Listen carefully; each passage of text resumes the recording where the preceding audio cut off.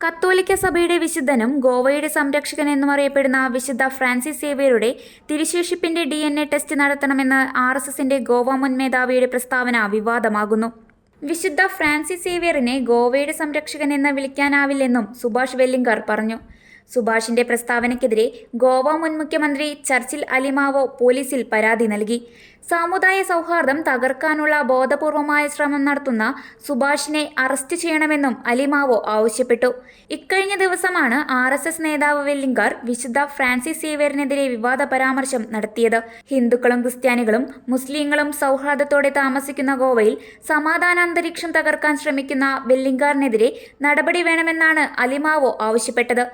സമുദായ സൗഹാർദ്ദം തകർന്നാൽ ഉത്തരവാദി ഗോവ മുഖ്യമന്ത്രി പ്രമോദ് സാവന്ത് ആയിരിക്കുമെന്ന് അദ്ദേഹം മുന്നറിയിപ്പ് നൽകി. വെല്ലിംഗറുടെ പ്രസ്താവനയ്ക്കെതിരെ കർശന നടപടി സ്വീകരിക്കുമെന്ന് നിയമസഭയിൽ പ്രമോദ് സാവന്ത് വ്യക്തമാക്കിയെങ്കിലും പോലീസ് അദ്ദേഹത്തിനെതിരെ നടപടിയൊന്നും സ്വീകരിച്ചിട്ടില്ല.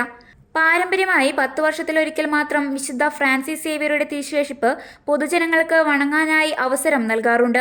പരസ്യ വണക്കത്തിനായി വിശുദ്ധ ഫ്രാൻസിസ് സേവ്യറിന്റെ തിരുശേഷിപ്പുകൾ ഗോവയിൽ പനാജി നഗരത്തിനടുത്തുള്ള നല്ല ഈശോ ദേവാലയത്തിലാണ് സ്ഥാപിച്ചിരിക്കുന്നത്. ഈ വർഷത്തെ ചടങ്ങുകൾ നവംബർ 21 മുതൽ ജനുവരി 5 വരെ നടത്തുന്നതിനുള്ള ഒരുക്കങ്ങൾ നടന്നുവരികയാണ്. ഇതിനിടയിലാണ് പ്രകോപനപരമായ പ്രസ്താവന സംഘപരിവാർ നേതാവിന്റെ ഭാഗത്തു നിന്നുണ്ടായത്. കത്തോലിക്ക സഭയുടെ നേതൃത്വത്തിൽ നടന്ന മതദ്രോഹ വിചാരണയുടെ ഭാഗമായി അടിച്ചമർത്തലും അതിക്രമങ്ങളും നടത്തിയവർക്ക് വിശുദ്ധ പദവി നൽകാൻ പാടില്ലെന്നാണ് വെല്ലിംഗറിന്റെ നിലപാട്. ചരിത്രപരമായ ഈ വസ്തുതയുടെ അടിസ്ഥാനത്തിൽ ഫ്രാൻസിസ് സേവ്യറിനെ ഗോവയുടെ സംരക്ഷകനായി അംഗീകരിക്കാനാവില്ല. ഇതാണ് താൻ ചൂണ്ടിക്കാട്ടിയതെന്നാണ് വെല്ലിംഗറുടെ നിലപാട്. വിശുദ്ധ തോമസ് ലീഹായ്ക്ക് ശേഷം സുവിശേഷ പ്രചാരണത്തിനായി ഇന്ത്യയിലെത്തിയ സ്പെയിൻ സ്വദേശിയായ മിഷണറിയാണ് വിശുദ്ധ ഫ്രാൻസിസ് സേവ്യർ.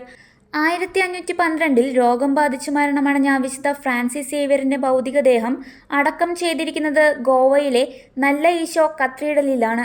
യുനെസ്കോയുടെ ലോക പൈതൃക പട്ടികയിൽ ഈ പള്ളിയും ഉൾപ്പെടുന്നു.